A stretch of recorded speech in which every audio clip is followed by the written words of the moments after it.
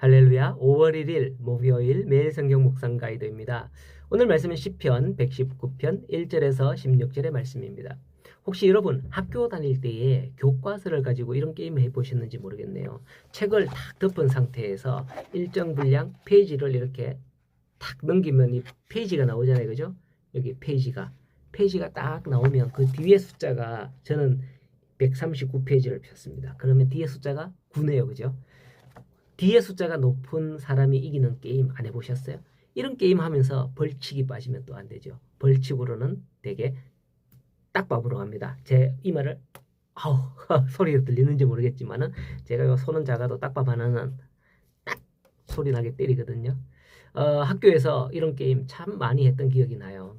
제가 왜 책 넘기기 게임을 이야기하느냐 하면 여러분 성경책 있죠? 요즘 교회 오는 분들 중에서 이 성경책을 안 가져오는 분들이 참 많이 눈에 띄던데요. 안타깝습니다.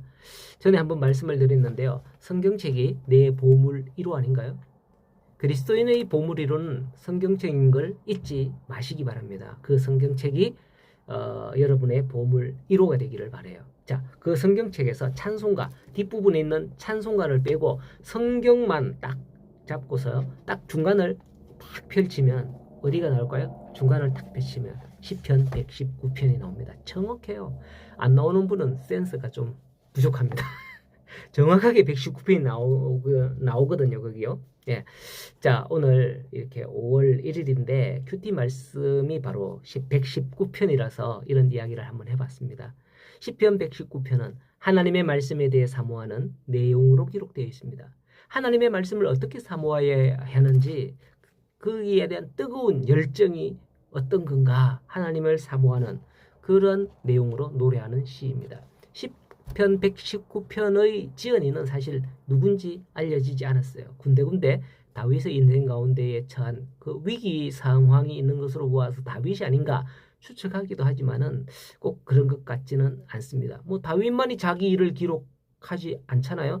우리도 알잖아요. 뭐 다윗의 물맷돌로 골리앗을 이긴 이야기, 뭐 아둘람굴에서 뭐 사울의 옷자락을 벤 이야기, 뭐 등등 이런 이야기들을 알면 언제나 인용해서 쓸 수 있고요.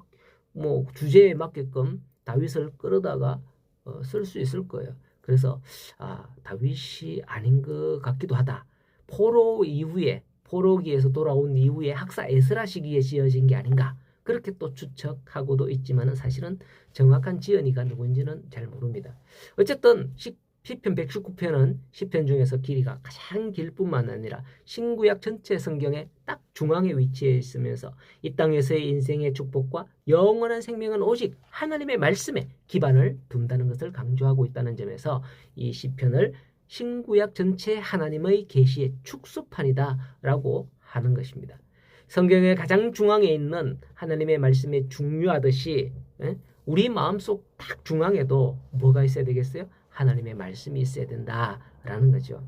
자, 이 시편 119편은 특이한 형식이 또 하나 더 있는데요. 바로 히브리어 알파벳 순서에 따라서 한 절 한 절 쓰여졌다는 거예요. 1절은 알렙, 2절은 베타, 3절은 김멜 뭐 이런 식으로 말이죠. 우리는 뭐 영어 알잖아요. A, B, C, D. 우리나라 한글로 할까요? 한글 가나다라 마바사 이렇게 나가지 않습니까? 1절 가 하고서 가장 가고 싶은 2절 나 하고서는 나라가 있다면 어딜까요? 3절 다 하고서 다 함께 여행을 떠나볼까요? 뭐 이렇게 이 삼행시 아시죠? 그죠? 삼행시를 알파벳 C 뭐 이렇게 보시면 돼요. 그죠? 이렇게 한 절 한 절 순서대로 첫 글자로 시작한다는 말이죠. 시편 119편의 특이점을 모두 설명하자면 길고요. 이것으로 정리하고 오늘 본문을 보겠습니다. 자, 1절. 1절을 시작하면서 어떤 자가 복이 있는지 언급을 합니다. 바로 행위가 온전하여 여호와의 율법을 행하는 자가 복이 있다라고 하죠. 여호와의 율법을 행하는 자는 어떤 모습으로 살아가느냐? 2절에 보면 여호와의 증거들을 지키며 삶에서 또한 전심으로 여호와를 구하는 자라고 하는 겁니다. 복에 관한 것을 기록한 시편이 있는데 뭔지 아시죠? 시편 1편 아닙니까? 복 있는 사람은 어떤 사람이냐, 그 복에 대해서 기록하고 있는 것을 볼 수 있죠. 그렇습니다. 하나님의 말씀에 관해 언급하고 있는 시편 119편을 시작하면서도 복에 관해 언급하는 것을 볼 수 있는 거예요. 세상에 보면 복 있다고 생각하는 사람들 참 많잖아요. 그러나 그건 우리 육신의 눈으로 볼 때에 그들의 부유한 모습이 복이 있다고 생각되는 거고, 그러나 그런 복된 자들의 삶의 시작과 끝이 어떻게 되는지 다 보고 나면 정말 그 사람들이 복된 인생이 아니다라는 걸 알 수가 있는 거예요. 시편 119편은 여호와께서 우리에게 주시는 참된 복 있는 사람이 어떤 사람인가를 알려주는 것입니다. 율법을 행하는 자, 그가 바로 복이 있다라고 합니다. 하지만 말로만 나 하나님의 말씀대로 살았어. 나 하나님의 말씀대로 살인하지 않고 도둑질하지 않고 강도질하지 않고 그렇게 살고 있어. 말로만 이렇게 살아라고 한다고 복된 사람이 아닙니다. 여호와의 증거들을 지키고 여호와를 구하는 자가 복이 있다라고 하는 거예요. 여러분들은 누구를 구할까요? 어떻게 살아가고 있습니까? 이렇게 하는 찬양이 갑자기 생각나네. 여호와는 나의 목자시니 내게 부족함이 없으리로다. 제가 찬양은 잘 못하지만은 어쨌든 이런 가사가 순간순간 떠오를 때가 많습니다. 자, 이렇게 하나님을 나의 목자로 구하며 찾고 하는 이런 삶이 복된 삶이 아닌가 생각이 되어집니다. 이런 삶을 사는 성도들이 되기를 간절히 소원합니다.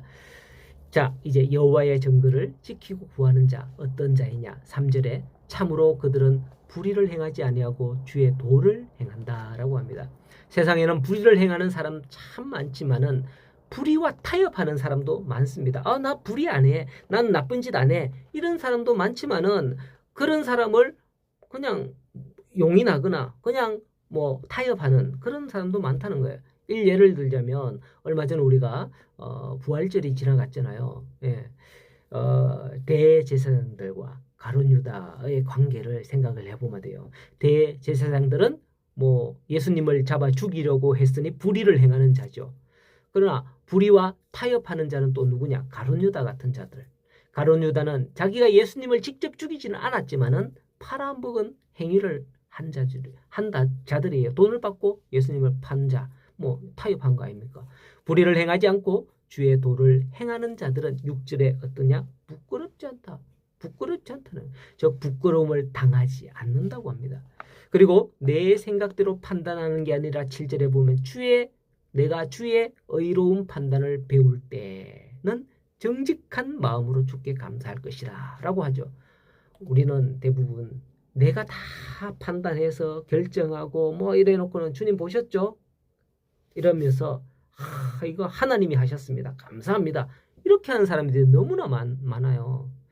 참 이 말씀은 사실 이런 거예요. 주님 이러이러한 게 있는데 주님 이게 어떤 게 뜻입니까? 하나님 이걸 해야 됩니까? 이걸 해야 됩니까? 이리 가야 됩니까? 저리 가야 됩니까? 주의 뜻대로 알기를 원합니다. 결정되기를 원합니다. 이렇게 기도하고 주님께 맡기는 삶. 주의 판단대로 하는 여러분들의 삶. 그게 바로 주의 의로운 판단을 배우는 사람이 아니겠습니까? 주의 형통한 길로 인도함 받기를 간절히 소원합니다. 자, 9절 말씀은 청년이 무엇으로 그의 행실을 깨끗하게 하리까? 주의 말씀만 지킬 따름이니다 라고 하죠. 우리 청년 때 이 말씀 참 얼마나 우리 마음에 꽂혔던지요. 청년 이러이러해야 된다. 시편 119편에 또 뒤에 보면 또 있습니다만 어쨌든 이 말씀을 통해서 이 말씀을 주의 청년이 그 행실을 어떻게 깨끗하겠냐? 이 뭐 온갖 이리 봐도 죄, 저리 봐도 죄 짓는 일, 뭐 온갖 술 마시고 담배 피우고 춤추고 뭐 죄 짓는 일들 얼마나 많습니까? 그럴 때에 이 말씀을 딱 생각하면서 청년 때에 믿음으로 살아야 되겠구나. 하나님의 말씀에서 떠나지 않기 위해서 애썼던 과거의 모습이 생각나요. 뭐 언제 그랬을까 싶으죠. 제가 목사 된 걸 보면 알잖아요. 여러분 과거에 이런 모습 한 번쯤 있으셨을 줄 압니다. 맞죠? 우리 최 장로님 말씀 들어보면 없었을 것 같기도 한데, 자, 지금이라도 늦지 않았습니다. 말씀에 한번 꽂혀봐야 돼요. 이런 거죠. 어떤 사람은 우리 청년들이나 학생들 보면 아이폰에 꽂혔어요. 아이폰. 걔는 아이폰을 꼭 사야 돼. 예. 죽어도 아이폰만 써요. 아이폰에 꽂혔기 때문이죠. 어떤 사람은 어떤 자동차에 꽂혔어. 그러면 그 사람은 지나가는 그런 차만 있으면 막 쳐다보고 나도 저거 사고 싶은데 이런 생각을 하는 거죠. 어떤 학생은 어느 학교 어느 과에 꽂혔어요. 내가 저 학교에 가야지. 그러면 그 학생은 거기 들어가기 위해서 만사 제쳐두고 공부하는 거예요. 예, 청년의 때에 이 말씀에 한번 꽂혀보시기를 추천드립니다. 장로님 같은 분들도 아직 청년 맞죠? 늦지 않았습니다. 자, 꽂힌 사람은 어떨까요? 13절 이하에 주의 입의 모든 규례들을 나의 입술로 선포하였으며, 선포한다 그래. 꽂힌 사람은 예, 안에 있으니까 선포하겠죠. 재물을 즐거워함 같이 주의 증거들의 도를 즐거워하고, 예, 주의 증거들, 주님을 믿으면서 나타나는 그런 것들을 하나님이 도와주셨고 하나님이 역사하셨고 뭐 즐거워하는 거예요. 주의 법도들을 작은 소리로 읊조리며, 예, 주의 말씀들을 항상 묵상하고 암송하잖아요. 암송, 성경 암송. 즐거워하며 잊지 않으려고 애쓴다. 다 꽂혔단 말이죠. 한번 꽂히면 뚫릴 때까지 가는 겁니다. 밀어붙이는 거죠. 오늘도 주의 말씀을 사모하는 여러분들에게 복이 있기를 소원합니다. 이 5월 한 달 하나님의 말씀과 함께하며 나아가는 복된 한 달이 되기를 간절히 소원합니다.